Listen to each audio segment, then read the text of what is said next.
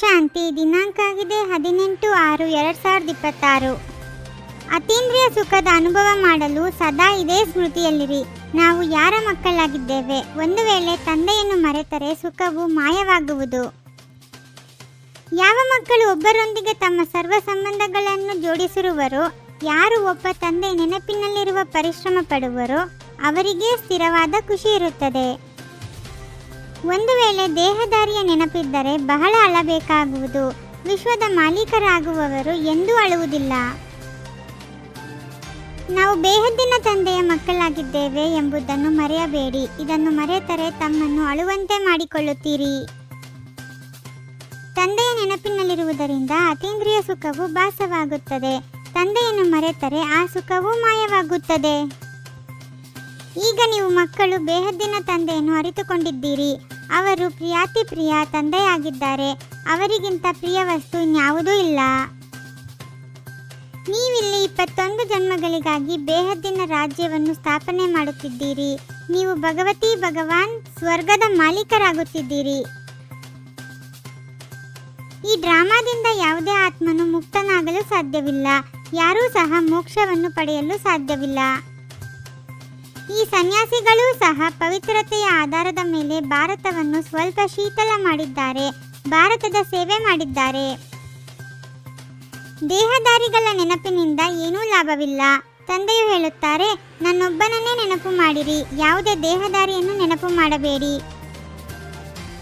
ಈ ಸಮಯದಲ್ಲಿ ತಂದೆಯನ್ನು ನೆನಪು ಮಾಡದಿದ್ದರೆ ನಂತರ ಬಹಳ ಪಶ್ಚಾತ್ತಾಪ ಪಡಬೇಕಾಗುವುದು, ಅಳಬೇಕಾಗುವುದು.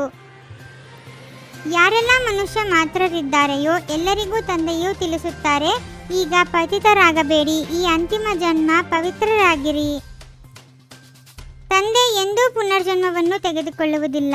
ಒಂದೇ ಬಾರಿ ಬಂದು ಇಡೀ ವಿಶ್ವವನ್ನು ಪವಿತ್ರವನ್ನಾಗಿ ಮಾಡಲು ನಮಗೆ ರಾಜಯೋಗವನ್ನು ಕಲಿಸುತ್ತಾರೆ. ಒಬ್ಬ ತಂದೆಯ ಮಕ್ಕಳಾಗುವುದು ಚಿಕ್ಕಮ್ಮನ ಮನೆಯಂತಲ್ಲ. ಇಂತಹ ತಂದೆಯೊಂದಿಗೆ ಸಂಬಂಧವನ್ನು ಜೋಡಿಸಬೇಕಾಗಿದೆ. ನಾವು ಹೊಸ ಪ್ರಪಂಚದಲ್ಲಿ ಹೋಗುವುದಕ್ಕಾಗಿ ಜೀವಿಸಿದ್ದಂತೆಯೇ ಸತ್ತು ತಂದೆಯ ಮಕ್ಕಳಾಗಿದ್ದೇವೆ. ಅಂದ ಮೇಲೆ ನಿಮಗೆ ಸ್ಥಿರವಾದ ಖುಷಿ ಇರಬೇಕು. ನೀವೀಗ ತಿಳಿದುಕೊಂಡಿದ್ದೀರಿ, ನಾವು ಬ್ರಾಹ್ಮಣ ವಂಶೀಯರೇ ನಂತರ ದೇವತಾ ವಂಶೀಯರಾಗಬೇಕಾಗಿದೆ. ಆದ್ದರಿಂದ ನಾವು ವಿದ್ಯೆಯನ್ನು ಓದುತ್ತಿದ್ದೇವೆ.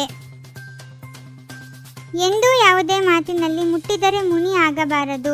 ಈಶ್ವರ್ಯ ಬಾಲ್ಯವನ್ನು ಮರೆತು ಬಾಡಿ ಹೋಗಬಾರದು. ಒಬ್ಬ ತಂದೆಯ ನೆನಪಿನಲ್ಲಿಯೇ ಸಂಪಾದನೆ ಇದೆ. ಆದ್ದರಿಂದ ದೇಹದಾರಿಗಳನ್ನು ನೆನಪು ಮಾಡಿ ಅಳಬಾರದು. ಈ ಕಣ್ಣುಗಳಿಂದ ಏನೆಲ್ಲವೂ ಕಾಣುತ್ತಿದೆಯೋ ಅದನ್ನು ನೋಡಿದರೂ ನೋಡದಂತಿರಬೇಕಾಗಿದೆ. ಶ್ರೇಷ್ಠ ಮತದ ಆಧಾರದ ಮೇಲೆ ಮಾಯಾವಿ ಸಂಘದೋಷದಿಂದ ದೂರ ಇರುವಂತಹ ಶಕ್ತಿ ಸ್ವರೂಪ ಭವ. ತಮ್ಮ ಸತೋಗುಣಿ ಪಾತ್ರದಲ್ಲಿ ಸ್ಥಿತರಾಗಿ ಸದಾ ತಂದೆಯ ಸಂಘದಲ್ಲಿರಿ. ಆಗ ತಮೋಗುಣಿ ಆತ್ಮದ ಸಂಘದ ರಂಗಿನ ಪ್ರಭಾವ ಬೀಳಲು ಸಾಧ್ಯವಿಲ್ಲ. ಯಾರು ಕರ್ಮದ ಕಲ್ಪವೃಕ್ಷದ ಕೊಂಬೆ ಮೇಲೆ ಕುಳಿತು ಕರ್ಮ ಮಾಡುತ್ತಾ ಉಪರಾಮ್ ಸ್ಥಿತಿಯಲ್ಲಿ ಇರುವವರೇ ಕರ್ಮಯೋಗಿಗಳು. ಶಾಂತಿ. 21 ಜನ್ಮಗಳಿಗೆ 21 ಪರಮಾತ್ಮನ ಮಹಾವಾಕ್ಯಗಳನ್ನು ಆಲಿಸಿ ಹಾಗೂ ನಿಮ್ಮದೇ ಆದ ಈ ಚಾನಲ್ಗೆ ಲೈಕ್ ಮಾಡುವುದನ್ನು ಮರೆಯದಿರಿ.